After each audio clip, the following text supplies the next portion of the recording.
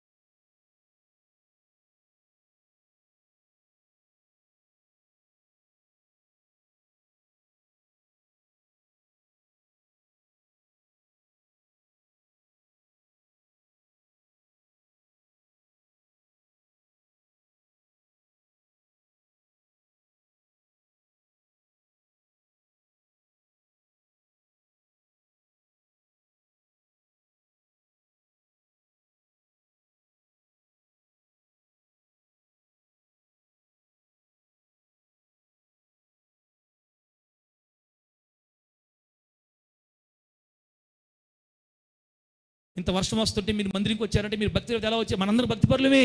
బిడ్డ, నువ్వు ప్రార్థన చేసేవని దేవుడు నిన్ను ఆర్థికంగా దీవించడం, నువ్వు బాగా సాక్ష్యం కాపాడుకుంటున్నావని కాదక్క. ఆర్థికపరమైన అభివృద్ధి, ఈ భూలోకంలో భౌతికమైన దీవెన మనం సంపాదించుకోవాలంటే దేవునితో నిబంధనని కాపాడుకోవాలి. అప్పుడే మనం దీవించబడతాం. మరలా చెప్తాను బిడ్డలారా, ధనాపేక్ష వైపు వెళ్ళడానికి ఈ మాటలు నేను చెప్పట్లేదు, కానీ ముందు మనం ఈ భూమి మీద ఇతరులకు ఆశీర్వాదకరంగా ఉండునట్లు, ఒకరు మనల్ని చూసి దేవుడి దగ్గరకు వచ్చేటట్లుగా, మన అభివృద్ధిని చూసి ప్రభు దగ్గర వాళ్ళు మరి మరలేటట్లుగా, పేదరికము, శాపము, దరిద్రత బైబిల్లో ఒకసారి మీకు చూపించా. పేదరికం అనేది నాశనకరం అని చెప్పింది వాక్యం. చెప్పండి, పేదరికం అనేది ఏందమ్మా? నాశనకరం. అది ఆశీర్వాదం కాదు, అది శాపం. పేదరికం అంటే ఆ పేదరికాన్ని, శాపాన్ని తొలగిపోయేటట్లుగా ఈరోజు మంచి అమూల్యమైన విషయం మాట్లాడబోతున్నాడు. మనసు పెట్టి వినండి బిడ్డ. స్టార్ట్ చేద్దాం. ఇప్పుడు ఏంటో నిబంధన? సామెత గ్రంథం 8వ అధ్యాయం తీసిపెట్టండి. సామెతల గ్రంథం 8వ అధ్యాయం. ప్రభువు నామానికి మహిమ కలుగును గాక.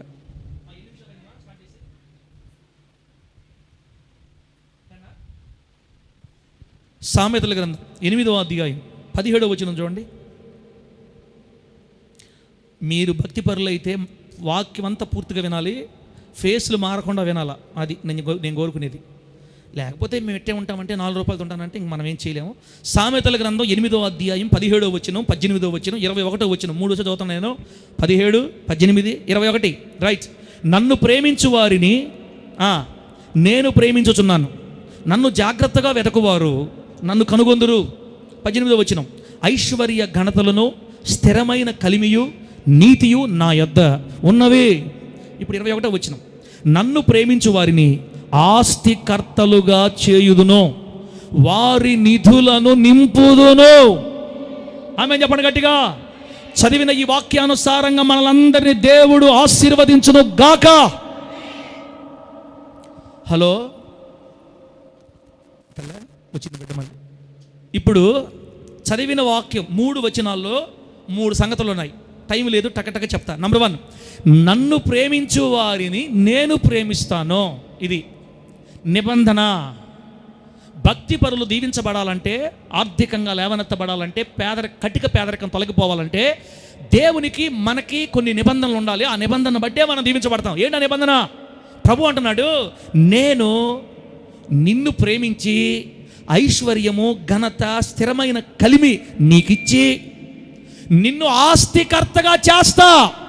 ఇది మనకు దేవుడి మాట. ఇద్దరు మనుషుల ఒప్పందములు కుదిరితే దాని నిబంధన అంటారు. దేవుడు మనతో ఏం చెప్తున్నాడంటే, కృపాకరు, నేను నిన్ను ప్రేమిస్తా, నేను నీకు ఐశ్వర్యాన్ని, ఘనతని, స్థిరమైన కలిమినిస్తా, నేను నిన్ను ఆస్తికర్తగా చేస్తా అని దేవుడు మన పక్షాన్ని చెప్తున్నాడు. అయితే ఇప్పుడు మనం దేవునికి ఏం చేయాలి? మనము దేవునికి ఏం ఇవ్వాలి? ఆయన మనల్ని ఆస్వాదిస్తానంటున్నాడు, ఆయన మనల్ని దీవిస్తానంటున్నాడు, ఆస్తికర్తలుగా చేస్తానంటున్నాడు, మామూలు కాదు. అయితే మనం ఏం చేయాలో తెలుసా? దానికి మనం దేవునికి ఏం చేయాలో తెలుసా? ఏమిలే, చాలా చిన్న పని, సింపుల్. నన్ను ప్రేమించు వారిని. ఆమేనండి. ఇప్పుడు చెప్పాలి, మనము దేవుడికి ఏం చేయాలో తెలుసా? మనం ఆయన్ని ప్రేమించాలి. ఆయన మనకేం చేస్తారో తెలుసా? ప్రతిగా ఆయన మనల్ని ప్రేమించి ఐశ్వర్యము, ఘనత, స్థిరమైన కలిమి మన కుటుంబంలో అనుగ్రహించి ఆస్తికి కర్తలుగా చేసి నిధులను నింపుతాడు. అర్థమైతే అలు ఏం చెప్పొచ్చు? ఇక మీరు పెట్టుమా, ఫస్ట్ పాయింట్ పెట్టుమా, ఒకసారి రాసుకోండి బిడ్డ. ఎంత మంచి మాట రాసుకోండి. ఇదే నిబంధన. తనను ప్రేమించు వారిని దేవుడు ప్రేమించి ఐశ్వర్యము, ఘనత, స్థిరమైన కలిమి. బిడ్డ, స్థిరమైన కలిమిని అర్థం ఏంటంటే, 10 లక్షలు సంపాదించుకొని పక్కన పెట్టుకున్నాం అనుకో, మళ్ళీ మొత్తం కూర్చొని తింటే కరిగిపోయేది స్థిరమైన కలిమి కాదు. నీకు, నీ పిల్లలకి నిలిచి ఉన్నదాన్ని స్థిరమైన కలిమి అంటారు అనమాట. దేవుడు తన బిడ్డలకి స్థిరమైన కలిమినిచ్చి, ఘనతనిచ్చి, ఐశ్వర్యం ఇచ్చి వారిని ఆస్తికర్తలుగా చేసి ఆశీర్వదించే దేవుణ్ణి ఆరాధిస్తున్నాం మనం. ఆమె చెప్పండి గట్టిగా, హల్లెలూయా. ఓ శాంతక, అదిగో అది మన పట్ల దేవుని ఆశ. ఓ 4 రూపాయలు ఇస్రాయల్ పాస్టరా, అది మన మీద దేవుని ఆశ. ఓ సిస్టరు, బెదరు, ఇది దేవుని ఆశ మన మీద. అట్లా అనుకోకూడదు. అనుకో, నీవేమని అనుకో, నీ ఇష్టం, ఇంకా నేను సంబంధంలే. ఇదిగో వెలిసిన, ఇది మన పక్షాన దేవుని కోరిక. ఆయన మనల్ని ప్రేమించి, ఆయన మనకు అన్ని సమకూర్చి, ఆశీర్వదించి, ఆస్తికర్తలుగా మార్చి భూలోకానికే దీవెనకరంగా మారుస్తాడని సామెతల గ్రంథంలో జ్ఞాని అయిన సొలొమోను చేత పరిశుద్ధాత్మ దేవుడు రాయించిన మాట ఇదే. మనం ఏమంటాం, అటు అడగకూడదు సార్, అటు అడగకూడదు, అమ్మో అమ్మో అమ్మో అడగకూడదు. ఇస్తానని ఆయన చెప్పేటప్పుడు ఎఫ్రా BMW ఎంత ఆయనకి ఇస్తాను అని దేవుడు చెప్తుంటే, వద్దు వద్దు మేము అడగం ప్రభు, అమ్మో అడగకూడదు ప్రభువా. నీ విశ్వాసం చొప్పున నీకు త్వరగా చెప్పండి, నీ విశ్వాసం చొప్పునే నీకు కలుగునుగాక, నీ నమ్మిక చొప్పునే నీకు కలుగునుగాక. వద్దా, ఓకే పో, కావాలా అయితే తీసుకో, వద్దా అయితే పో, కావాలా తీసుకో. విశ్వసించిన వాళ్ళు మాత్రమే దేవుని దగ్గర నుంచి ఈ ఆశీర్వాదాలు పొందుకుంటారక్క. తెలియదు కదా మనకే, ఇప్పుడు తెలియజేస్తాం. వినండి వినండి. అంటే దీని అర్థమైంది, మనం పేదరికంలో బ్రతకడం ప్రభుకు అసలు ఇష్టమే లేదు. మనకు అవగాహన లేక, రెండోది ఆయన నిబంధనలో నిలబడక మనం ఇంతవరకు దరిద్రులైపోయాం. ఇప్పుడు టోటల్గా మనం ఆయనకి ఏం చేయాలంటే ఆయన్ని ప్రేమించాలి. ఆమేన్ చెప్పండి. ఎవరైతే దేవుణ్ణి ప్రేమిస్తారో వారి స్టారు తిరిగిపోద్ది యేసు నామములో. అంటే పాస్టర్ గారు, ఇశ్రాయేల్ బ్రదర్ పాస్టర్ గారు, అన్నయ్య ఇప్పుడు దాకా మేము యేసయ్యని ప్రేమించకుండానే ఇంత దూరం వచ్చామా అన్నయ్య? హలో, యేసయ్యని ప్రేమించడం అంటే నువ్వు అనుకున్నది కాదు, నేను అనుకుని చెప్తానుండు. యేసయ్యని ప్రేమించే వాళ్ళు ఎలా ఉంటారు? అసలు ఎలా చేస్తే యేసయ్యని ప్రేమించినట్టు? ఎప్పుడైనా మీరు ప్రేమలో పడ్డారా అని నేను అడగకూడదు, ఎందుకంటే చాలా ప్రేమ పక్షులు చాలా ఉన్నాయడ. నాకు తెలిసిన ప్రేమ పక్షులే చాలా ఉన్నాయి. I love you my dear, నువ్వు లేకపోతే నేను లేను, చచ్చిపోతా, నువ్వు లేకపోతే చచ్చిపోతా, కూర్చున్నా నువ్వే, నిలబడిన నువ్వే, నడుస్తున్నా నువ్వే, ఆపరా నువ్వా, అన్ని అబద్ధాల మాటల. కానీ కొంతమంది పాపం మంచివాళ్ళు వెళ్ళే గట్టిగా నిలబడి పాపం చేసుకుని బాగానే ఉన్నారు. బిడ్డ, నేను ప్రేమ పిల్లలకి వ్యతిరేకం కాదులేమ్మా, జస్ట్ చెప్తుంటే అప్పుడప్పుడు చెప్తుంటాను అనమాట. మీరు బాగుండండి, అట్టే ఉండాలి. దేవుడు మిమ్మల్ని దీవించును గాక, ప్రేమ పక్షులను ఆశీర్వదించును గాక యేసు నామములో. కొత్త వాళ్ళు ప్రేమించుకోబాకండి, దండాలు పెడతాం. మళ్ళీ అయిపోయిన వాళ్ళ సంగతి చెప్తున్నాను, మళ్ళీ ఎందుకు లేనిపోయిన మాటలు. అమ్మా ఏం చెప్పానో, ప్రేమించడం అంటే ఏంటి అని చెప్తాను మీకు. దేవుణ్ణి మనం ప్రేమించాలి. ఒకసారి చూడండి, ఇంకో మాట, యెషయా గ్రంథం 1:19 చూడండి బిడ్డ. యెషయా గ్రంథం 1:19. దేవుణ్ణి ప్రేమిస్తే మన జీవితం ఎలా ఉంటుంది అక్కడ రాయబడింది చూడండి. నిజంగా మనం ఇదే నిబంధన, మనం ఆయన్ని ప్రేమించాలి. దానికి ప్రతిగా ఆయన మనల్ని ప్రేమించి ఏం చేస్తాడో కూడా చెప్పాడు మనకి. యెషయా గ్రంథం 1:19 అడేమో తెలుసా? ఏముందంటే, మీరు, నేను చెప్పిన మాట రాసుకోండి, మీరు భూమి యొక్క మంచి పదార్థాలని అనుభవింతురు అని ఉంది. దేవుడు తన బిడ్డల్ని మంచి పదార్థాలు అనుభవించాలని కోరుకుంటున్నాడు. ఆమేన్ అనొచ్చు కదా. ఏ పదార్థాలు? పుచ్చు పట్టిపోయిన పదార్థాలు తినాలి మీరు. మీ ఇంట్లో ఉండే పప్పు పురుగులు పట్టాలా, మీ ఇంట్లో ఉండే సాంబార్ వాసన రావాలా, మీ ఇంట్లో ఉండే బియ్యం పురుగులతో ఉండాలా, మీ ఇంట్లో ఉండే నూనె వాసన రావాలా అని చెప్పాడా బైబిల్ దేవుడు? ఆయన ఏం చెప్పాడంటే, భూమి యొక్క మంచి పదార్థాలని మీరు అనుభవిస్తారు. ఏందక్క ఇంత ప్రేమ దేవుడికి, మనకు ఎందుకు అర్థం కాలేదు? ఎందుకు అర్థం కాలేదంటే, మనం అతి భక్తిలో ఉన్నాము. అతి పరిశుద్ధత, ప్రభుకి అతి పరిశుద్ధత బళ్ళా, పరిశుద్ధత చాలు. ఇప్పుడు మన కళ్ళు తెరవబడ్డాయి, ప్రభు నేర్పిస్తున్నాడు. ఏనండి భక్తులారా, మీ కటిక పేదరికం తొలగిపోవాలంటే ఒక్క నిబంధన ద్వారా సాధ్యం. ఆ నిబంధన ఏంటంటే, మనము దేవునిని ప్రేమించాలి. నువ్వు దేవుణ్ణి ప్రేమిస్తే నిన్ను దేవుడు ఆస్తికి కర్తగా మారుస్తాడు. బిడ్డ, ఇంగ్లీష్ బైబిల్లో ఆస్తికి కర్తగా చేస్తాను అని సామెతల గ్రంథంలో మనం చదివిన వాక్యం 18వ అధ్యాయం సామెతల గ్రంథం 17-18 వచనాలలో మనం చూసినప్పుడు ఆస్తికి కర్తలుగా చేస్తాను అన్న చోట ఇంగ్లీష్ బైబిల్లో కింగ్ జేమ్స్ వర్షన్లో ఏ పదం రాశారంటే హయ్యర్ అని రాస్తారు. HER, హయ్యర్ అంటే అనే పదం వాడారు అక్కడ. హయ్యర్ అంటే అర్థం ఏంటంటే, ఒక తండ్రి తన తర్వాత తన కొడుక్కి ఆస్తినిస్తాడే. అమ్మా, మనం పోతా మన ఆస్తిని ఎవరికి ఇస్తామో?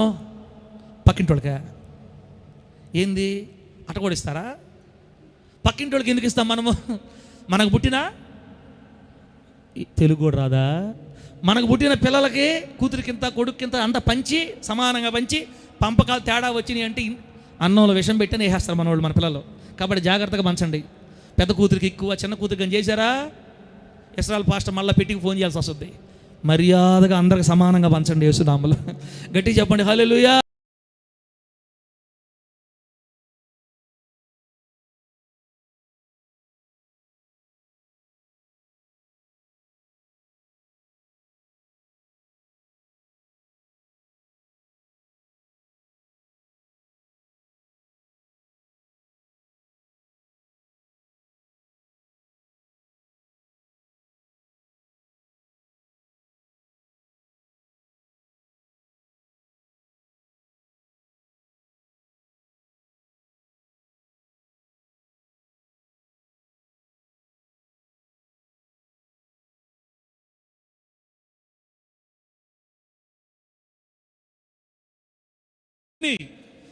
లాస్ట్లో కుమారులకు వారసత్వంగా ఇచ్చినట్టుగా. అంటే దీని అర్థం ఏంటంటే ఓ చెల్ల, మనము కష్టపడి సంపాదించుకోవటం కాదు, ఆయన ఆస్తిని మనకు ట్రాన్స్ఫర్ చేస్తాడంట. ఆమె చెప్పండి గట్టిగా. కష్టపడకుండానే నీకు ఇచ్చేస్తాడని చెప్తున్నాడు. తండ్రి ఆస్తిని కొడుక్కి అప్పనంగా ఇచ్చినట్టు. Heir, you are heir of God Jesus. I am the heir of God Jesus. యేసయ్య యొక్క వారసులు మనము. ఆయన ఆస్తిని మనకు పంచుతానంటున్నాడు అని చెప్పింది బైబిల్. నమ్మితే నమ్మండి, నమ్మితే హల్లెలూయా అనొచ్చు కదా గట్టిగా. ఆమె చెప్పచ్చు కదా. హల్లెలూయా చెప్పు ఇంకోసారి గట్టిగా. మన తండ్రి ఆస్తిని పంచుకొందుముగాక. 4 రూపాయలు యేసు నామములో డాష్ అయిపోవును గాక. నేను చెప్పాలి ఎంత, నేను చెప్పలే మళ్ళీ ఎందుకు వచ్చిన బాధ. ముందుకెళ్దాం పండి. ఇప్పుడు దేవుణ్ణి ప్రేమించాలి, మనము దేవుణ్ణి ప్రేమించాలి. ఇక ఆ తర్వాత మొత్తం ఆయన చూసుకుంటాడు. ఇంకా ఇప్పుడు ప్రశ్న, నువ్వు దేవుణ్ణి ప్రేమిస్తున్నావా? దేవుణ్ణి ప్రేమించే వాళ్ళలో ఒక 4 గుణాలు చాలా ఉన్నాయి. 4 తీసుకొని వచ్చా. ఈ 4 క్యారెక్టర్స్ ఉండేవాళ్ళే నిజంగా దేవుణ్ణి ప్రేమించేవాళ్ళు. ఆ 4 క్యారెక్టర్స్ పెట్టదు పాప. ఇప్పుడు చిన్న పాప పెట్టు, హవీల్ పెట్టు.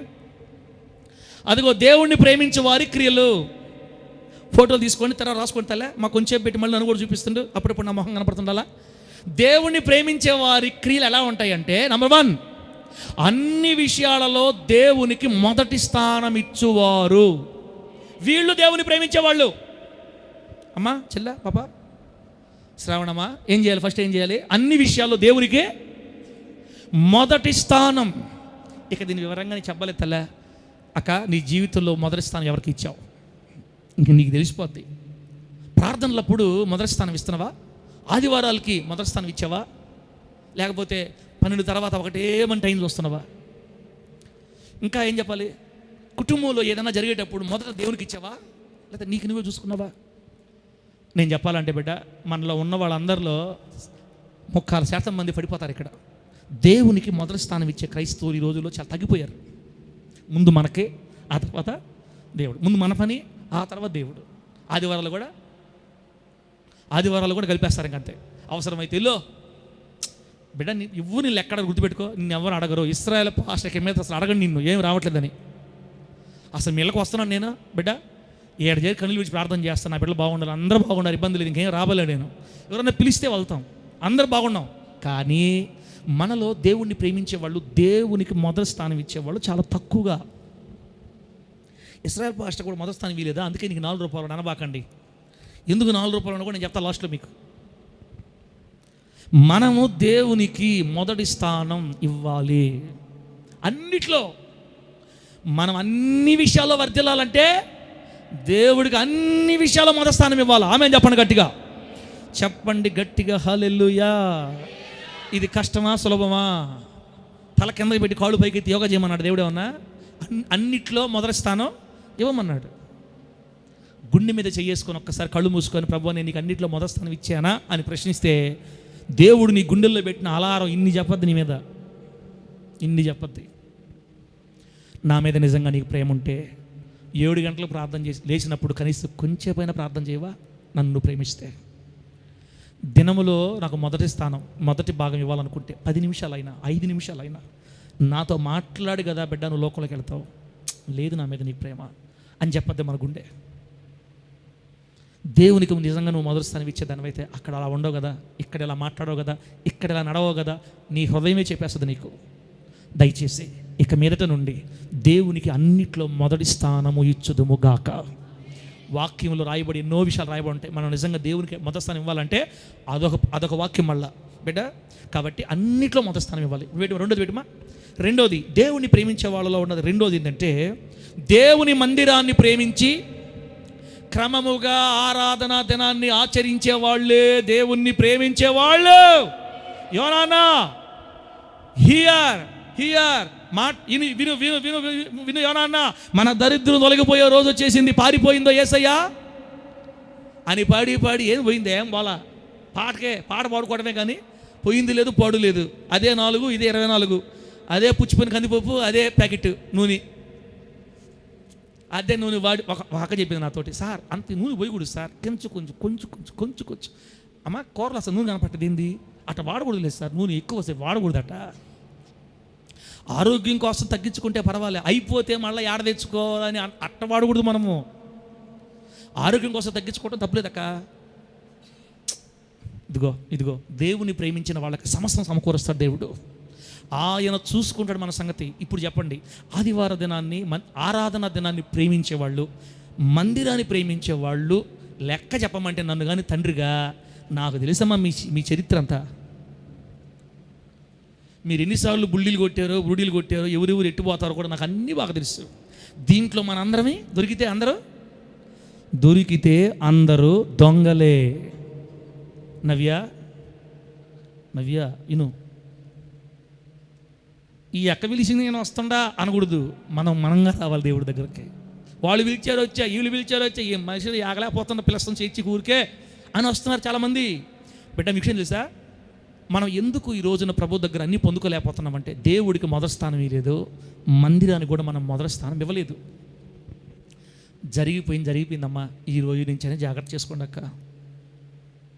ఇస్రాయల్ పాస్టర్ పుట్టిన కాడి నుంచి నువ్వు చర్చిలో ఉండవు కదా, నీకెందుకు $4 లాస్ట్లో చెప్తానులే, మళ్ళీ ఏంటి నాకు వృధబాకండి. మొదటి స్థానం దేవునికి ఇవ్వాలి. రెండోది దేవుని మందిరాన్ని ప్రేమించాలి. బిడ్డ, మన మందిరం నిజంగా నువ్వు ప్రేమిస్తే మన మందిరం ఇంకో లెవెల్లో ఉండేది. ప్రేమించాలి దేవుని మందిరాన్ని ప్రేమించి ఆరాధనలో జరిగేటప్పుడు అవకాశం ఉన్న ప్రతిసారి పరుగున సమాజంగా కూడుకోవడానికి, మందిరంలో కూడుకోవడానికి వేగిరిపడి వస్తారు దేవుని ప్రేమించే బిడ్డలు. వర్షం వచ్చిందే అందుకని ఆగిపోయినా రాగాలు తీరు, ఇంకా సునామీలు కూడా ఆపలేవు. ఏ సునామీలు ఆమె చెప్పడం గట్టిగా. నీకు నిజంగా దేవుని మీద ప్రేమ ఉంటే సునామీలు కూడా నీకు మందిరం రాకుండా నిన్ను ఆపలేవు. అవునా కాదా? చినుకులు పడుతున్నాయా అందుకని తడిస్తే జలుబు వస్తుందనే, జలుబులు కాగిపోతేవి, తలనొప్పులు కాగిపోతేవి, ఇంకెందుకులే టైం వేస్ట్. బిడ్డ నీకు అన్న అర్థమైపోయిందమ్మా. ఈ రోజు నుంచి దేవుని మందిరాన్ని ప్రేమించి ప్రత్యేకంగా ఆదివారపు ఆరాధన దినాన్ని పరిశుద్ధముగా ఆచరించమని కొత్త నిబంధనలో ఉంది, పాత నిబంధనలో కూడా ఉంది. ఆది సంఘం దీన్ని జాగ్రత్తగా చేసింది, అందుకే వాళ్ళు దీవించబడ్డారు.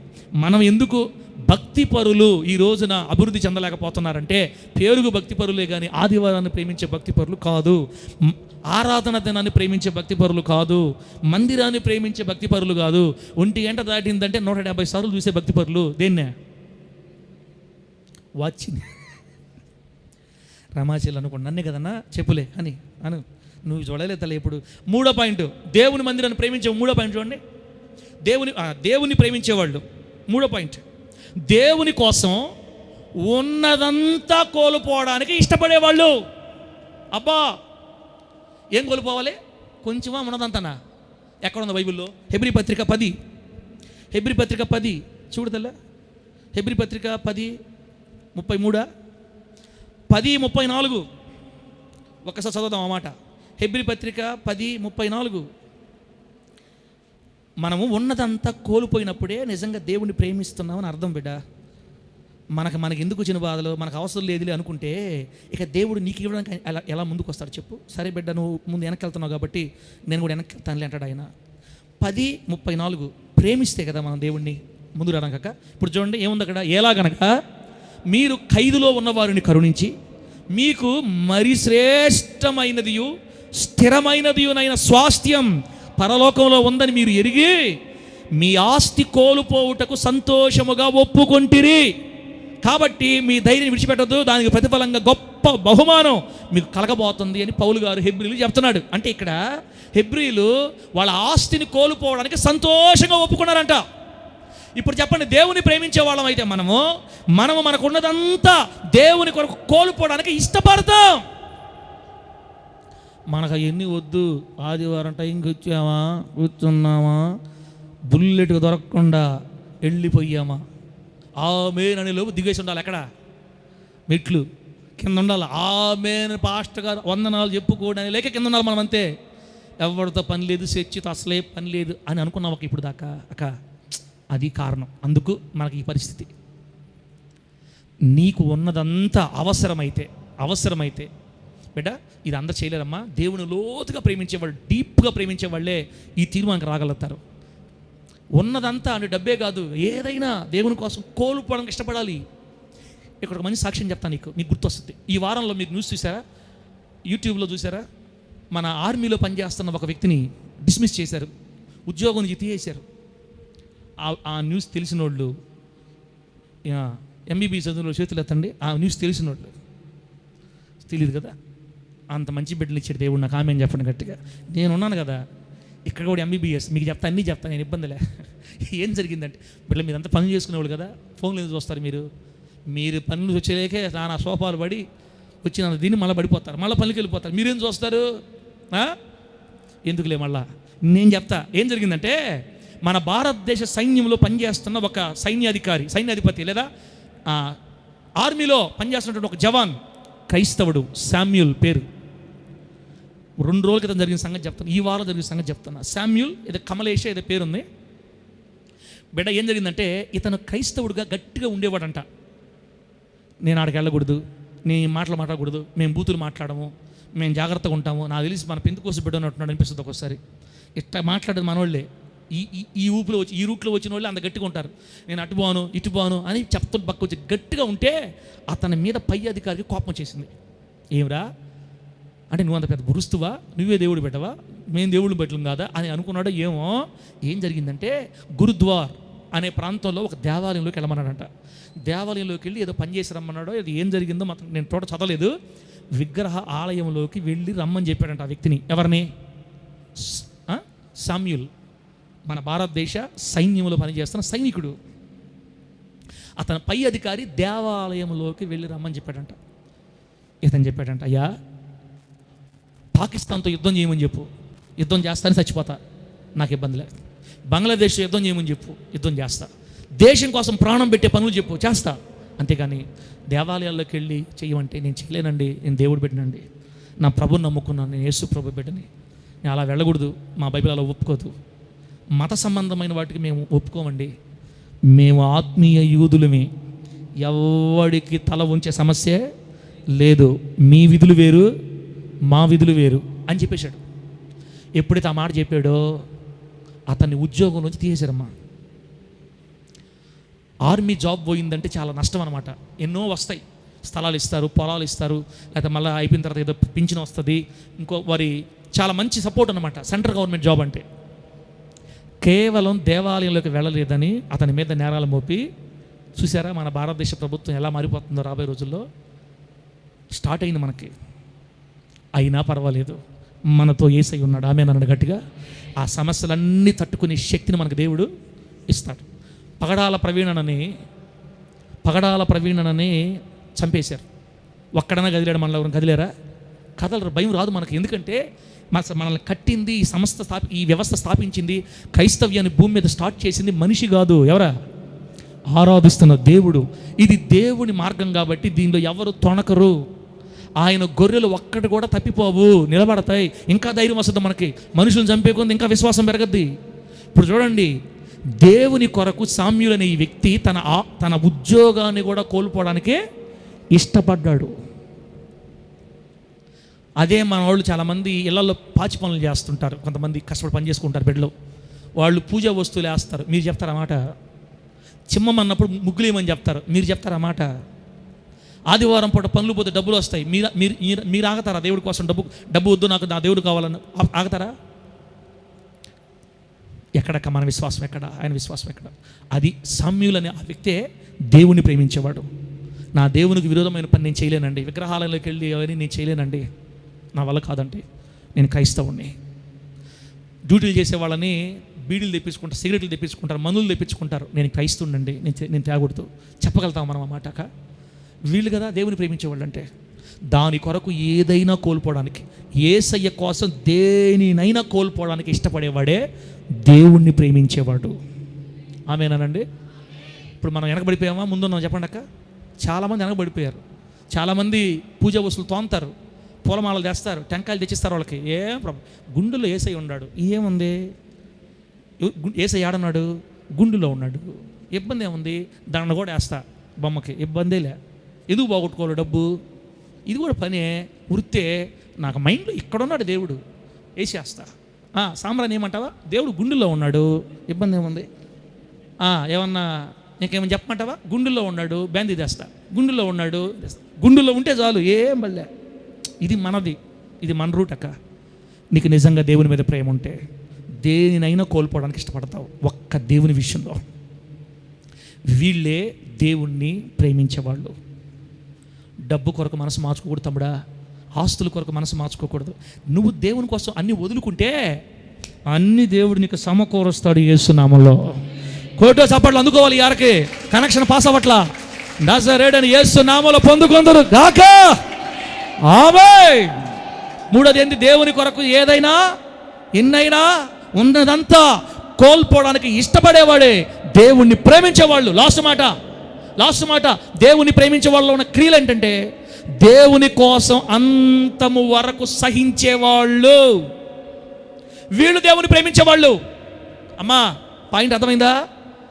భక్తులు ఈరోజు పేదరికంలో ఉండటానికి కారణం ఏంటి అంటే నిబంధన లేదు దేవుడితో.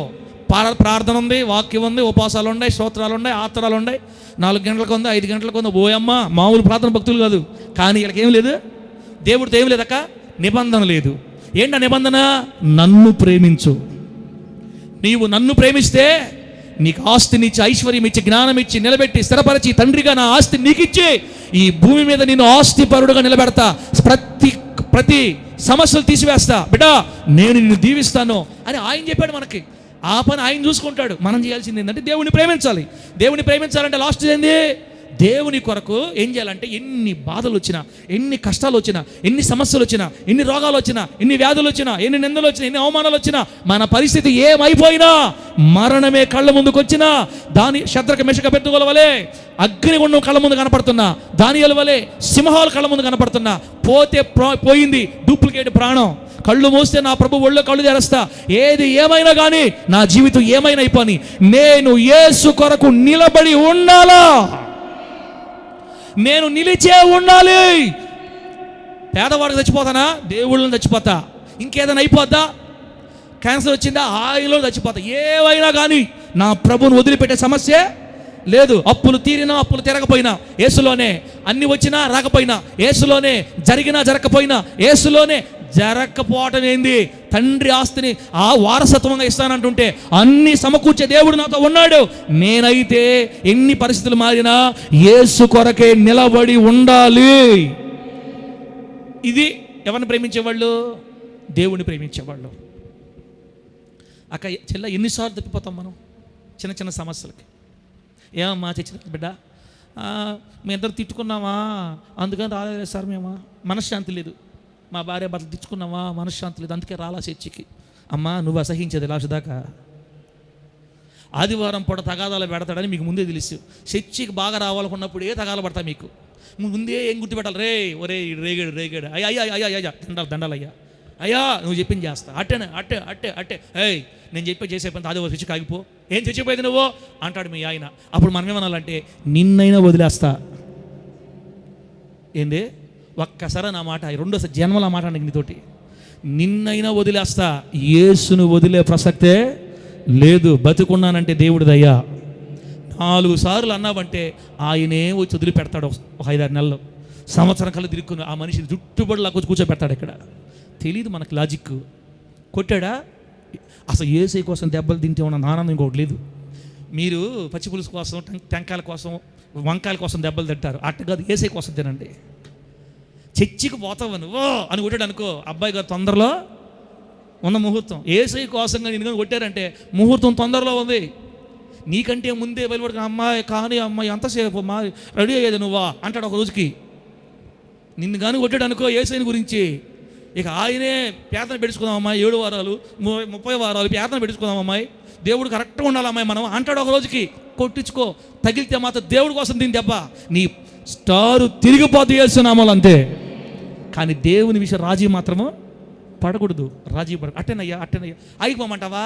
అదే నేను కూడా అనుకునేది, ఆగిపోదామని అనకూడదు. అట్టే ఆగిపోదాంలే, నేను కూడా అదే అనుకుంటుండా అనకూడదు. వీళ్ళందరూ దేవుని ప్రేమించేవాళ్ళు కాదు, డూప్లికేట్ భక్తులు వీళ్ళు. భక్తులమే బిడ్డ. ఈ 4 చెయ్యకపోయినందుకు నువ్వు నరకానికి పోతావని చెప్పేవాడు అసలు పాస్టరే కాదు, గుర్తుపెట్టుకోండి. ఈ 4 ఇప్పుడు చెప్పిన 4 నీలో లేకపోయినా నువ్వు యేసును దేవుడుగా అంగీకరించిన ఒకే ఒక కారణం చేత అగ్నిలో నుంచి లాగినట్టయినా నేను పరలోకం తీసుకెళ్ళిపోతాడు దేవుడు యేసు నామములో.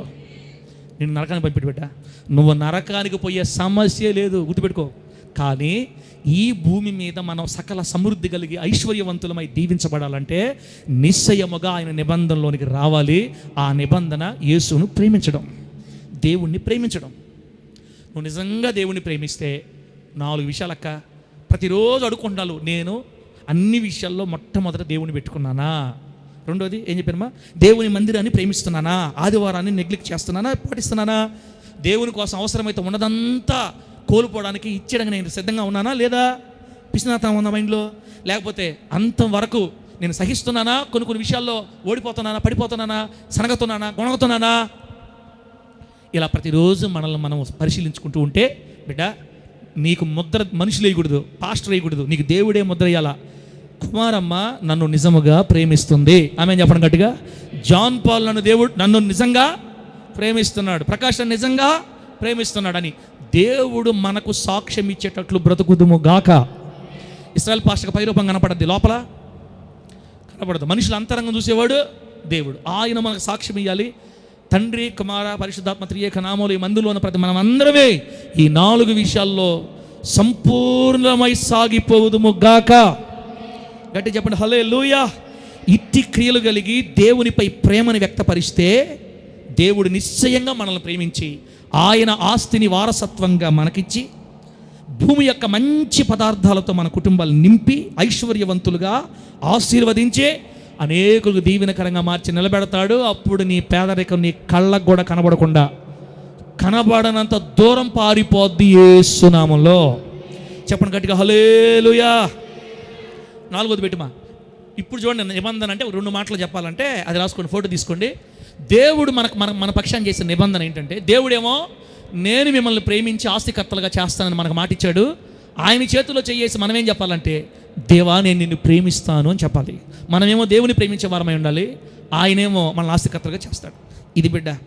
ఇప్పుడు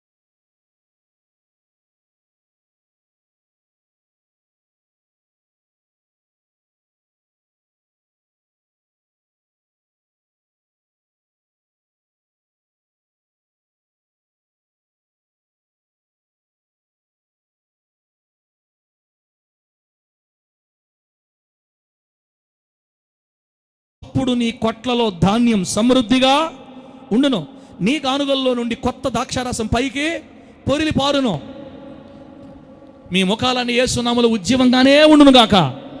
తెచ్చాడు నాకు తెలుసు అనుకున్నారు కొంతమంది, ఐడియా ఉండేవాళ్ళు.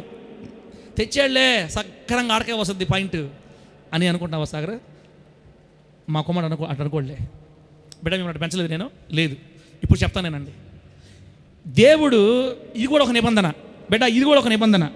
దేవుడు మనతో ఏం చెప్తున్నాడంటే, నీ కొట్లలో ధాన్యాన్ని సమృద్ధిగా పెడతా. ఏం చెప్తున్నాడు దేవుడు మనల్ని? నీ కొట్లలో ధాన్యము సమృద్ధిగా ఉంటుంది. కొట్లు అంటే ఆహార పదార్థాలను దాచుకునే గోడౌన్లు అనమాట. పాత రోజుల్లో ఆహారాలని వాటిని దాచుకునేవాళ్ళు. ఇప్పుడు బ్యాంక్ అకౌంట్లు. ఇశ్రాయేల్ పాస్టర్ 4 రూపాయలతో ఇప్పుడు మాట్లాడుతున్నాడు దేవుడు. ఇదిగో నీ కొట్లలో ధాన్యం సమృద్ధిగా ఉండేటట్టు నేను చేస్తా. రెండోది, నీ గానుగల్లో నుండి క్రొత్త ద్రాక్ష రసం పైకి పొరిలి పారేటట్టు చేస్తా. బైబిల్లో ఉందా? పక్క పుస్తకాల్లో చూసి చెప్తున్నాను అక్కడేనా? చెప్పు. బైబిల్లోనే కదా ఇది రాసింది. ఎవరు? సొలొమోను గారి చేత పరిశుద్ధాత్మ దేవుడు రాయించాడు. అబద్ధాలు చెప్తాడు దేవుడు? అబద్ధాలు చెప్తాడన్నా? దేవుడు అబద్ధాలు చెప్తాడా, నిజాలు చెప్తాడా? తూచ్ అది వదిలేయండి అంటాడా? మన యేసయ్య చరిత్రలో కాదు, జరగదు, కుదరదు, లేదు, ఈ మాటలు అసలు ఉండవు. అది జరగాలన్నా జరగకూడదన్నా మన విశ్వాసం మీద ఆధారపడి ఉంటుంది. యేసు నామములో దేవుడు మనకేం చెప్తున్నాడు ఇప్పుడు? నీ కొట్లలో ధాన్యాన్ని సమృద్ధిగా ఉంచుతా, నీ గానుగల్లో కొత్త ద్రాక్షారసాన్ని పైకి పొరిలి పారేటట్టు. నీ గానుగల్లో నిండుగా పెడతా అనలా, పైకి పొరిలి ఏమవుద్ది? పారద్ది. అక్క, క్రైస్తవులుగా మనం ఎలా ఉండాలంటే మన చేతి కింద, మన చేతి నుంచి జారింది 10 మంది తినేటట్టు మారాలంట. మనం ఆమె చెప్పండి గట్టిగా. మన గిన్నె నిండి పొంగి పారాలి. అది నిజమైన ఆశీర్వాదం. అది నిజమైన ఆశీర్వాదం. మూడు స్పూన్లు చక్కెర, 3 స్పూన్లు కారం అట్ట కాదు. నువ్వు వేస్తే తినాల ఏసునామలు 10 సంఖ్యల జనాభా. నువ్వు అనేకులకు ఆశీర్వాదకరంగా మార్చబడాలని ప్రభు కోరుకుంటున్నాడు. అందుకని రేపటి నుంచి అందరికి ఉన్నదంతా ఉండి అందరూ పెడబాకండి. మనకు సరిపోయిన తర్వాత మిగిలి అప్పుడు పారాలి. అది ఆమె అన్నాడు గట్టిగా. కొంతమంది అట్ట కాదు, ఉన్నదాంట్లో ఇచ్చేస్తూ ఉంటారు. అడిగినోడు పాపాత్ముడు. ఇచ్చేయి. మనకి సరిపోయిన తర్వాత మిగలుతుంది. ఆ మిగిలేదాకా మన ఎవరికి ఈ కూడా గుర్తుపెట్టుకోండి. ఎవడ రూపాయి ఇడు మనకి. ముందుగానే మన గుండు బాస్ మన కిరణ్ చెప్పినాడు ఏమని, డబ్బులు ఎవరికి? డబ్బులు ఎవరికి ఊరికే రావు. చూసారా, బాగా పడుతున్నారు మీరు. అమ్మా, డబ్బులు మనుషులకి ఇవ్వకూడదు, కానీ దేవుని కోసం ఉన్నదంతా కోల్పోవడానికి ఇష్టపడాలి. ముందుకెళ్దాంలే. ఇప్పుడు ప్రభు అంటున్నాడు, మీ కొట్లలో ధాన్యం సమృద్ధి. నీ అకౌంట్లో నీకు సరిపోయినంత ఇబ్బంది లేకుండా, నీ కిచెన్ రూమ్లో, స్టోర్ హౌస్లో పప్పులు, ధాన్యాలు, బియ్యం సరిపోయినంత సమృద్ధి. నూనె సమృద్ధి. నీకేం కావాలో సమృద్ధి. ఆర్థిక పరంగా కానీ, ఇంట్లో వస్తువులు కానీ. నీ యోబు గారు ఏమంటారు తెలుసా? నా ఇంటి వస్తువులు లెక్క చూడగా నా ఇంటి వస్తువుల్లో ఏది పోలా, అన్నీ ఉన్నాయని చెప్తున్నాడు. ఇంటి వస్తువుల్లో సమృద్ధి. బిడ్డ, నువ్వు అడుగు పెట్టే ప్రతి చోట సమృద్ధి. నీ కొట్లలో ధాన్యం సమృద్ధిగా ఉండేది చేస్తాను. నీ గానుగుల్లో కొత్త ద్రాక్షరసం, పాతది కాదు, కొత్త ద్రాక్షరసం పొరిలి పారేటట్టు చేస్తా. ఇది నేను చేస్తా. నాకు నువ్వేం చేయాలో తెలుసా? ఏకాజామున 3 గంటలు వేసి ప్రార్థన చేయాలా అని ఉందాడా? నేను కొంచెం ప్రార్థన తక్కువ చేసి మాట్లాడుతున్నాను అనుకోబాకండి అక్క. ప్రార్థన ద్వారా మాత్రమే కాదు అని మీకు చెప్పడానికి ఇట్లా మాట్లాడుతున్నా. 3 గంటలు వేసి, ఏకాజామున 3కి లేచి చేతులు ఎత్తి ఆకాశం మోకాళ్ళలోంచి రా అంటే వచ్చి పడిపోదు మూట అని చెప్పాడు దేవుడా. ఏముంది బైబిల్లో? 3 రోజులు ఉపవాసం ప్రార్థన చేయి, మూట దింపతా అన్నాడా? 4 రోజులు కష్టపడి రోజు పనికిపో, నింపతా, కష్టపడి పనిచేయి, నింపతా అనలా. మన సొంత ప్రయత్నాలు ఎన్ని చేసినా కొట్లు ధాన్యంతో సమృద్ధిగా నిండవంట. దేవుడు చెబుతున్నాడు ఇక్కడ. బిడ్డ, చాలా రెఫరెన్స్లు ఉన్నాయి, 40 ఉన్నాయి మొత్తం. నాకు తెలిసి ఈ వాక్యం 3 వారాలు ఉంటుంది. ఆమె నన్ను గట్టిగా ఇంకొక 10 నిమిషాలు ముగిచేస్తా. ఇది అయ్యేటట్టు లేదు అని వివరంగా చెప్పాలి మీకు ఖచ్చితంగా. ఇవి పునాదులు, సిద్ధాంత పునాదులు, తప్పదు. కానీ ఏడదాపోతే అడాపేస్తామా? ఇప్పుడు దేవుడు ఏమంటున్నాడు? నేనేమో నీ కొట్టలో ధాన్యం సమృద్ధిగా ఇస్తాను, నీ గానుగుల్లో కొత్త ద్రాక్షారసం, పాతది కాదు, సిగిపోయింది కాదు, పాగిపోయింది కాదు, ది బెస్ట్. మా తల్లి చెప్తుంటుంది అప్పుడప్పుడు. ఎవరు? మా సుభాషితం తల్లి, పాస్టర్ గారు, మీరు మామూలు ఉప్పు వాడొద్దండి. ఏం ఉప్పు తల్లి మీరు వాడమని చెప్పింది? ఆర్గానిక్ ఉప్పు వాడితే మంచిది ఆరోగ్యానికి. నూనె కూడా అమ్మగారు వేరుశనగ నూనె వాడితే మంచిది. వేరుశనగ నూనె కేజీ వచ్చి 380, 400. అమ్మగారు ఇవన్నీ కంటే కూడా మంచి ఆర్గానిక్ మంచిదండి, మనం అవి వాడితే మంచిది. ఆ పప్పులు దానిలో కానీ తెచ్చుకున్నామంటే 5,000 అవుద్ది. ఒక 5 రోజులు వారంగా వాడుకోవాలంటే 5,000 అవుద్ది. మేము బాగా చూసి వాడతాం తల్లి, ఆర్గానిక్ వాడతాం, ఖచ్చితంగా వాడతాము. ఏదో ఒకనాటికి వాడతాం అంతే. ఆమె చెప్పండి, గట్టి చెప్పండి హల్లెలూయా. ఇప్పుడు కాదు కానీ ఏదో ఒకనాటికే వాడతాం. ప్రభు ఏమంటున్నాడు? అట్టేలే అండో, నీ కొట్లలో ధాన్యం సమృద్ధి. ఇది లేదు అనకుండా బిడ్డ, నేను దీవిస్తా. అది నా బాధ్యతమ్మా, మిమ్మల్ని దీవించడం నా బాధ్యతమ్మా. ప్రభువా, ఇంత ప్రేమిస్తున్నావే, ఇంత ఆస్వాదిస్తానంటున్నావే, మేమేమైనా చేయాలి నీకేమన్నా? లేకపోతే పూర్వకు నిద్రపోవచ్చా? అట్టు కాదమ్మా, నువ్వు కూడా నాకు ఒక చెయ్యేసి ఒక మాట చెప్పాలి. ఏం చెప్పాలంటే 3 పూటలు ప్రార్థన చేయాలి అని చెప్పాడా? కాదు. ఇప్పుడు చూడండి అక్కడ 9వ వచనం ఏముందంటే, నీ రాబడి అంతటిలో ప్రథమ ఫలం, నీ ఆస్తిలో భాగం ఇచ్చి యెహోవాను ఘనపరిస్తే అప్పుడు కింద ఉండేవి జరుగుతాయి. అక్క, దేవునికి డబ్బు ఇవ్వండి అని అన్నప్పుడు నీ ముఖం మారుతుందంటే అసలు నువ్వు దేవుణ్ణి ప్రేమించట్లా. దశమ భాగం గురించి, కానుకల గురించి మన ముఖం మారిపోతుంది అన్నప్పుడు బిడ్డ ఇంకో మాట చెప్పంటారా? ఈ మాట చేతి మీరు ఫ్రీ అవుతారులే. బాగానండి. దశమ భాగం అనే పదమే నాకు పరమ అసహ్యం. ఇప్పుడు సేవలోకి రాకముందు నాకు ఆ పదం వింటేనే ఎందుకో తెలుసా, నేను ఈ కూడదని కాదు, మా నాన్న ఆ పదం చెప్తుంటే చర్చిలో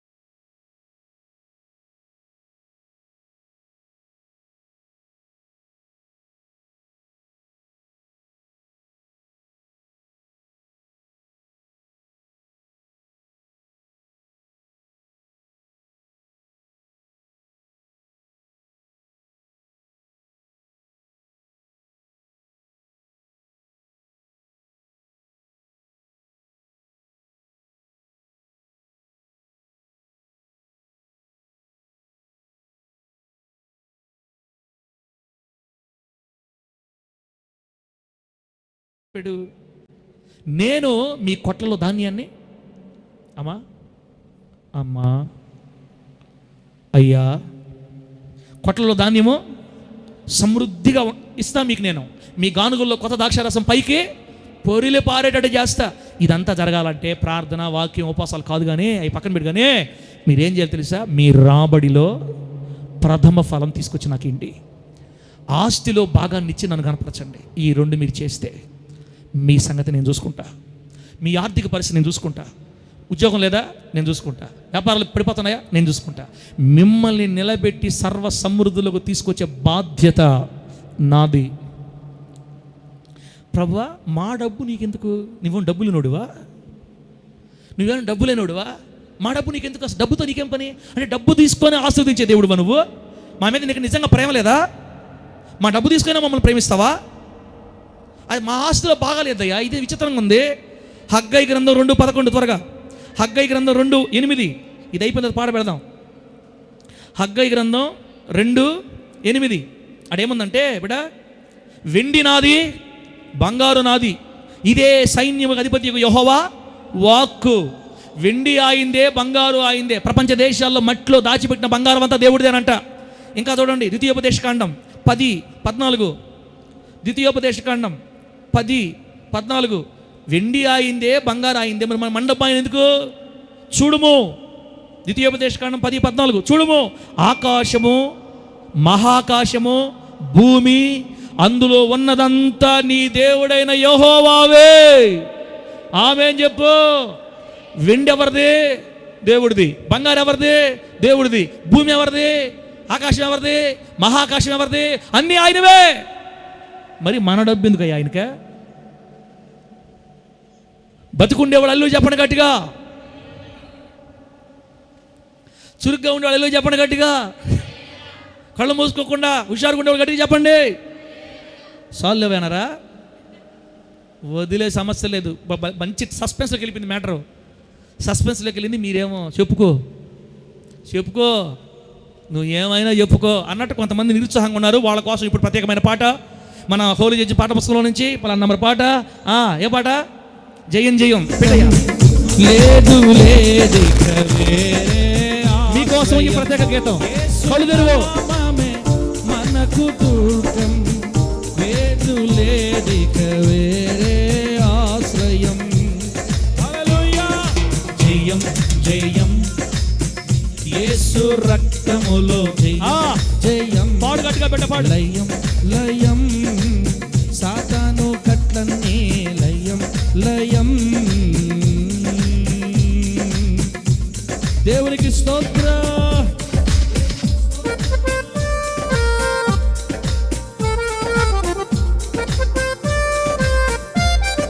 హల్లెలూయా. నీవు దేవుణ్ణి ప్రేమిస్తే నీ రాబడిలో ప్రథమ ఫలము దేవుని ఖచ్చితంగా ఇస్తావు. నీవు నిజముగా దేవుణ్ణి ప్రేమించగలిగితే బిడ్డ, నువ్వు నేను మన ఆస్తిలో భాగాలు దేవునికి ఇస్తాం. ఇవ్వలేకపోతున్నామంటే మనకు నిజంగా దేవుని మీద ప్రేమ లేదు, నిబంధన లేదు. దురాత్మలు అణుకును. ఫస్ట్ వచ్చును. హల్లెలూయా. పాప క్షమాపణ యేసు రక్తములోనే శాప విమోచన, ఆయన నామములోనే.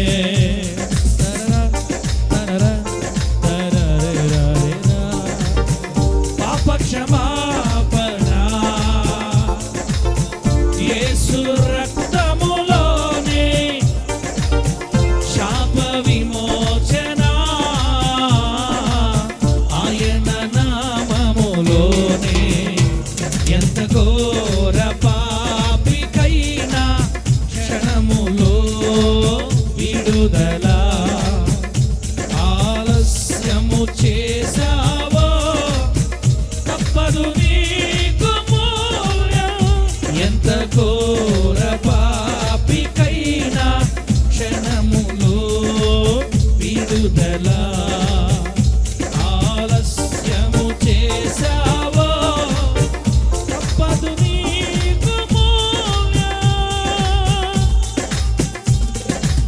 జయం జయం, యేసు రక్తములో జయం జయం, లయం లయం, సాతాను గట్లన్నీ లయం లయం. హల్లెలూయా, ఆమేన్ అనండి. రెండు అవుతుంది స్వామి, ఇంకేం ఆమేన్ అనమంటావు మమ్మల్ని? ఎందుకు స్వామి మమ్మల్ని ఈ విధంగా? అక్క నేను వాక్యం స్టార్ట్ చేసి 50 నిమిషాలు అయింది. 5-10 నిమిషాల లోపల అంటే ఎందుకు డబ్బు మన డబ్బు దేవుడికి ఎందుకు అవసరం చెప్పేసి ఆపేస్తా ఈ రోజుకి. ఇప్పుడు వెండి ఎవరిదే అమ్మా? వెండి ఎవరిదమ్మా? వెండి ఎవరిదే? దేవుడిది. బంగారు ఎవరిదే? అడిగితే ఈడు దేవుడిని ఇస్తాడు. వెండి అయింది, బంగారు అయింది, భూమి అయింది, ఆకాశం అయింది, మహాకాశాలు కూడా ఆయనవే. మరి అంత గొప్ప దేవునికి మన డబ్బు ఎందుకు? మలాకీ గ్రంథం 3వ అధ్యాయం 10వ వచనం చదివేసి ప్రార్థన చేస్తా. మన డబ్బు దేవుడికి ఎందుకు? ఎందుకు మన ఆస్తిలో భాగం ఇవ్వమంటున్నాడు? అప్పుడు ఇస్తేనే నేను దీవిస్తాను ఎందుకు అంటున్నాడు? ప్రార్థన చేస్తే ఇవా ఇస్తాలే, కానీ అదొకటే సరిపోతాయా? ఏం చేయాలి ప్రభువా? ఆస్తిలో భాగం ఇవ్వాలా? ఆస్తిలో భాగం అంటే కుదరదు, కొంచెం కష్టం ప్రభువా. సరే చెప్పేది నువ్వు. మందిరం మరి దేవునికి మన డబ్బు ఎందుకు? 3వ అధ్యాయం 10వ వచనం చూడండి, ఏముంది అక్కడ? నా మందిరంలో ఆహారం ఉండునట్లు. మన డబ్బు దేవుడికి ఎందుకు అవసరం అంటే మందిరంలో ఏముండాలి? ఆహారం. మందిరంలో ఆహారం ఉండునట్లు 10వ భాగం అంతా మీరు నా మందిరపు నిధిలోనికి తీసుకురండి. నా మందిరపు నిధిలో ఆహారం ఉండాలి కాబట్టి మీరు మీ దశమ భాగాలన్నీ తీసుకురండి. తీసుకొచ్చి మీరు మందిరంలో పెట్టి ఇప్పుడు నన్ను అడగండి, నన్ను శోధించండి, నన్ను టెస్ట్ చేయండి. మీరు ఎప్పుడైతే నన్ను అడతారో దీన్ని చేసి మీరు నన్ను శోధించిన ఎడల నేను ఆకాశపు వాకింగ్లు విప్పి పట్టజాలనంత విస్తారమైన దీవెనలు కుమ్మరించెదనని సైన్యములకు అధిపతి యెహోవా సెలవిస్తున్నాడు. ఇట్లా కాదు, ఎవరు అమ్మలారా మనవరాలారా గమ్మునండి, ఇట్లా కాదు మేము మారము అని అనుకున్నారు అనుకో, ఆ కింద చదువుకోండి. నేను నా నోటు చదవకూడదు, నేను తీర్మానం చేసుకున్నాను, నాశనాలు కానీ నష్టాలు కానీ నా నోటితో చెప్పకూడదని కింద మీరు చదువుకున్న తర్వాత. అయితే ఇప్పుడు విషయం ఏంటంటే బిడ్డ, మా ఉద్యోగం లేని నీకు దేవుడు ఉద్యోగం ఇవ్వాలంటే, ఆర్థికంగా చితికిపోయిన నీ జీవితం దేవుడు కట్టాలంటే, బిడ్డ 10,000 వాళ్ళని వీళ్ళని అడిగి హాస్పిటల్ చూపించుకుంటున్న మన బ్రతుకులు మనం ఒకరికి ఇచ్చేటట్టు దేవుడు మనం చేయాలంటే, మన బిడ్డలకి మంచి బట్టలు కొనిపెట్టుకొని మన బిడ్డలకి దిగులు లేకుండా మనం పోషించుకోవాలంటే, కనీసం వారికి ఇవ్వాల్సినవన్నా మనం ఇవ్వగలగాలంటే, సర్వ సమృద్ధిని మనం అనుభవించాలంటే ప్రభువు చెప్తున్నాడు, మీ ధనం నాకు కావాలి, మీ ఆహారం నాకు కావాలి, మీ ఆస్తిలో భాగం నాకు కావాలి, మీ రాబడిలో ప్రథమ ఫలాలు నాకు కావాలి. ఎందుకు ప్రభువా? నీకు అన్నీ నీవే కదా. ఎందుకు? నా మందిరములో ఆహారం ఉండాలి. నా మందిరంలో ఆహారం ఉండాలి. అది మీరే తేవాలి, మీరే తేవాలి. నేను మిమ్మల్ని తీసుకెళ్ళి ఇశ్రాయేల్ పాష జీతగాడుగా ఉన్న ఈ హోలీ జడ్జి దొడ్డిలో కట్టేసే మిమ్మల్ని. మీరు హోలీ జడ్జి బిడ్డలో, మీరు హోలీ జడ్జి దొడ్డికి సంబంధించిన బిడ్డలు, మీరు హోలీ జడ్జి వ్యవస్థ మినిస్ట్రీకి సంబంధించిన పిల్లలు. ఇప్పుడు ఆ మందిరం కొనసాగాలంటే, ఆ మందిరం జరగాలంటే మీరు ఇవ్వాలి. నేను చెప్తున్నా, మీరు ఇవ్వాలి, నాకు కాదు. మీరు ఇక్కడి నుంచి ఇసిరేస్తే కాగితాలు నేను పరలోకం చేసి పట్టుకోను. నాకు ఎందుకు కావాలంటే నా మందిరంలో ఆహారం ఉండాలి. ప్రభువా అదేంది? నువ్వు నీ మందిరాన్ని చూసుకోలేవా? నువ్వే నీ మందిరాన్ని పోషించుకోలేవా? నువ్వే నీ మందిరాన్ని మెయింటైన్ చేసుకోలేవా? మమ్మల్ని మేము మాడపడుతున్నావేంది అంటే, ఒరే లోకములో నుంచి నేను నిన్ను కొని పాపములో నుంచి నిన్ను శుద్ధి చేసి ఇన్ని భయంకర పాపాలు చేస్తే మాట్లాడకుండా మొత్తం క్షమించి భయంకరమైన నరకాగ్ని నుంచి నిన్ను తప్పించి నన్ను నమ్ముకున్నావన్న ఒక్క కారణం చేత అంత లేదులే, ఆయనే మనల్ని వెతుక్కుంటా వచ్చాడు, ఆయనే మనల్ని పిలిచాడు, ఆయనే దేవుడని నమ్మే మనసును కూడా ఆయనే మనకి ఇచ్చాడు, ఆయన ప్రేమించే మనసు కూడా ఆయనే ఇచ్చాడు. పైకి ఏమో మీరు చేశారని చెప్తారు. మొత్తం ఆయన చేసిందే. మొత్తం ఆయన మనకు చేసి మన లోకం నుంచి వేరు చేసి ఇంత సౌభాగ్యాన్ని ఇచ్చి, ఆరోగ్యం ఇచ్చి, బోల్ట్ లూజ్ అవ్వకుండా మంచి ఆరోగ్యం ఇచ్చి, పని చేసుకునే శక్తినిచ్చి నిలబెట్టి నా మందిరము సాఫీగా సాగాలంటే అక్కడ ఆహారం ఉండాలిరా. కాబట్టి ఆస్తి అంతా వద్దు, ఆస్తిలో భాగం ఏర్పాటు చేసి ఆ భాగం తీసుకొచ్చి నా మందిరంలో పెట్టండి రా అని నేను చెబితే, నువ్వు చేసుకోలేవా, నువ్వు ఇచ్చుకోలేవా, నువ్వు చేసుకోలేవా అంటారేంది? అలా అనకూడదు. నాకు డబ్బు ఎందుకంటే నేను తింటానికి కాదు, భూమి మీద నేను స్థాపించిన నా మందిరాల్లో ఆహారం సమృద్ధిగా ఉంటే మందిరాలు కనుమరుగ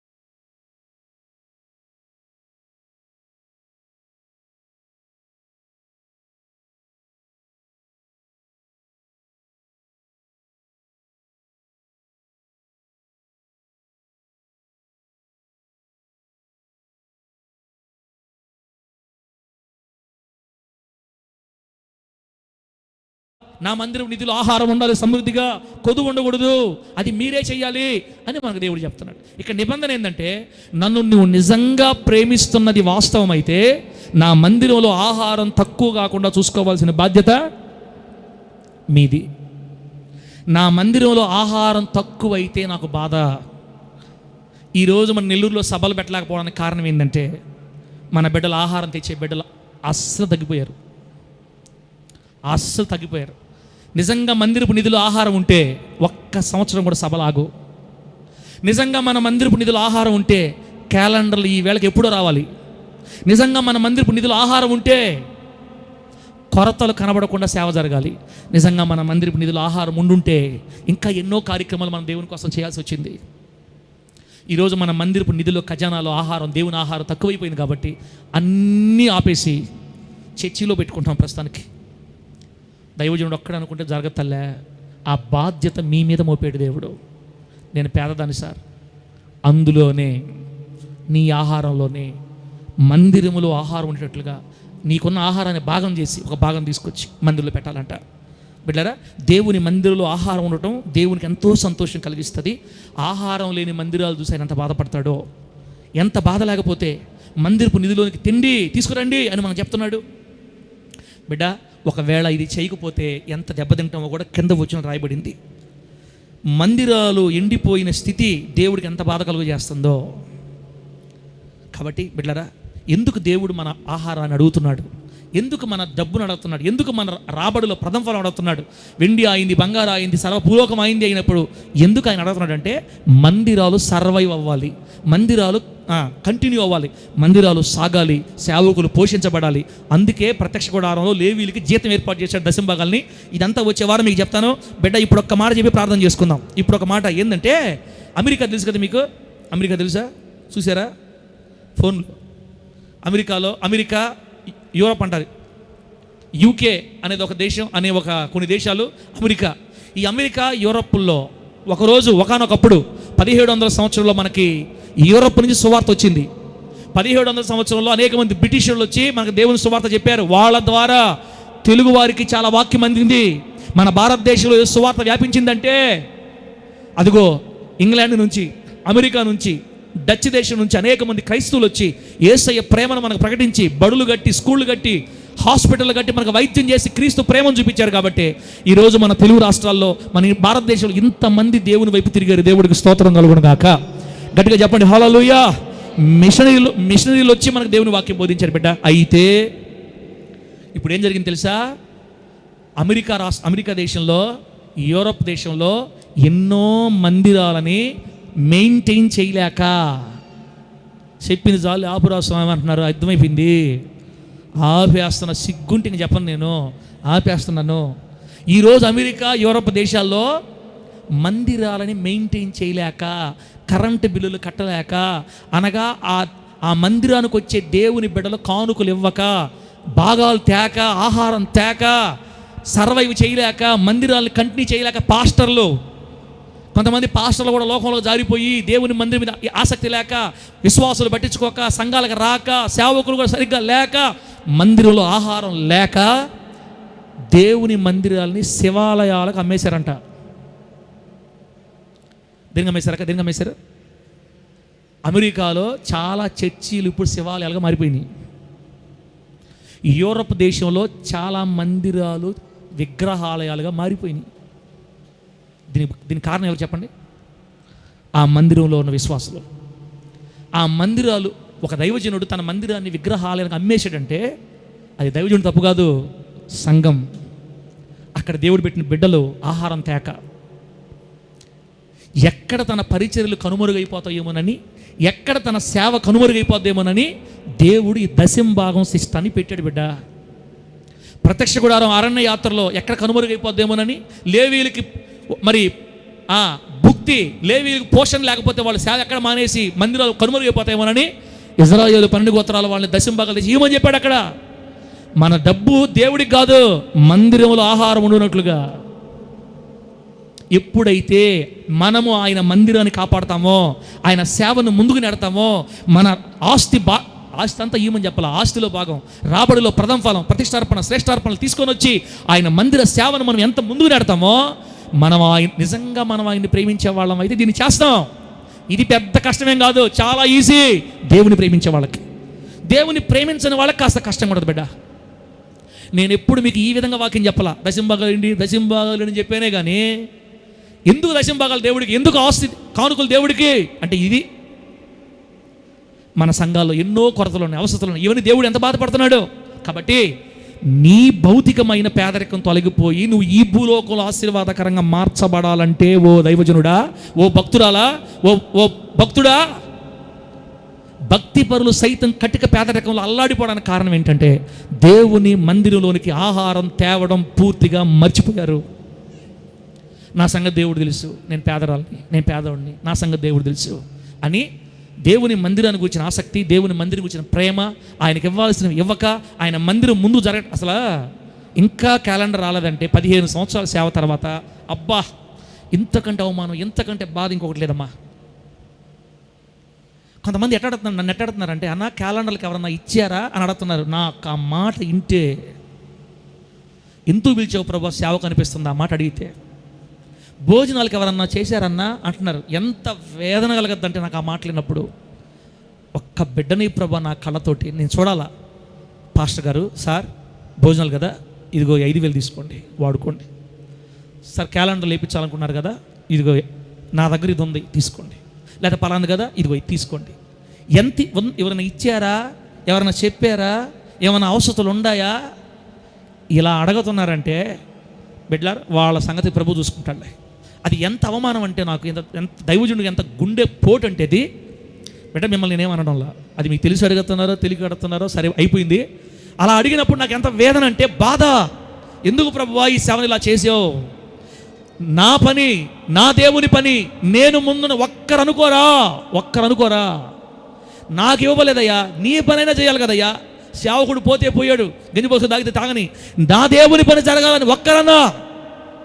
ఒకసారి ఒక అన్నతోటి నేను, అన్న ఇంట్లో పరిస్థితి ఎలా ఉందంటే, అన్న సార్ నాకు చెప్పొద్దు అన్నాడు. నాకు భలే బాధేసింది ఆ మాటకి. నీ దైవజనుడి పరిస్థితి ఇంటానికి కూడా నీకు ఇష్టం లేదంటే ఇంకా ఆమెన్.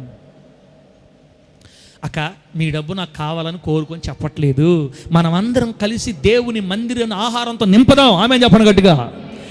ఆయన మందిరంలో ఆహారం సమృద్ధిగా పెడదాం. ఒక సభ పెట్టాలన్నా, ఒక పని జరగాలన్నా, పండగ వస్తుంది, కొన్ని చేయాలన్నా మందిరంలో నిధి ఉండాలి. ఎక్కడ ఆయన పరిచర్య ఆగిపోద్దో, సేవకులు మరలా ఎక్కడ పనులకు వెళ్ళిపోతారని 1500 సంవత్సరాల నుంచి కాపాడుకుంటూ వస్తున్నాడు దేవుడు. ఆమెన్ చెప్పండి గట్టిగా. ఆది అపోస్తుల కాలం నుంచి 2000 సంవత్సరాలకు ఎప్పటికీ కాపాడుకుంటూ వస్తున్నాడు దాన్ని. అది కొందరికి తెలియక దేవునికి ఇవ్వకూడదు, అసలు ఇవ్వడమేంది, దశంభాగాలు ఇవ్వకూడదు అని కొంతమంది బోధలు చేస్తున్నారు యూట్యూబ్లో. వాళ్ళ సంగతి రేపు వారం చూద్దాము, వాళ్ళ సంగతి రేపు తేల్చేద్దాము. బిడ్డ ఇప్పుడు ప్రస్తుతానికి అయితే ఇక మీదటి నుంచి ఏమైనా ఇచ్చారా, ఎవరైనా అన్నారా, ఈ మాట్లాడకుండా నీవు దేవునికి ఏది చెయ్యగలవో. ఎందుకు? మందుల ఆహారం ఉండాలి కాబట్టి. అది ప్రభు ప్రస్తుతానికి ఏం చెప్పాడు? నీ పేదరికం, నీ దరిద్రత, నీ శాపగ్రస్త అనుభవం తొలగిపోవాలంటే రాబడిలో ప్రథమ ఫలం, ఆస్తులో భాగం తీసుకొచ్చి నన్ను గణపరచు. నువ్వు ఇవ్వడం ద్వారా నేను గణపరచబడతా. నువ్వు నాకు తెచ్చివ్వడం ద్వారా నాకు ఘనత కలగదు బిడ్డ. నువ్వు నన్ను గణపరిచిన దాన్ని అవుతావు. ఎప్పుడైతే నన్ను గణపరుస్తావో అప్పుడు నేను నిన్ను గణపరచడం స్టార్ట్ చేస్తాను. నా ఆస్తిని నీకు ఇచ్చి నిన్ను ఆస్తికర్తగా నేను మారుస్తానని సామెతల గ్రంథంలోనూ, మలాకి గ్రంథంలోనూ, అపోస్తుల కార్యాల్లో, కొత్త నిబంధనలో ఎన్నో చోట రాయబడ్డాయి. ఇంకా పూర్తి వివరంగా వచ్చే వారం మనం ధ్యానం చేద్దాం. ఈరోజు ఆయన మందిరంలోనికి ఆహారం తీసుకురావాలన్న మంచి ఆశని దేవుడు మన గుండెలో స్థిరపరచి ఇక్కడి నుంచి బయటకు తీసుకొని పోవును గాక. కళ్ళు మూసుకోండి, ప్రార్థన చేసుకుందాం.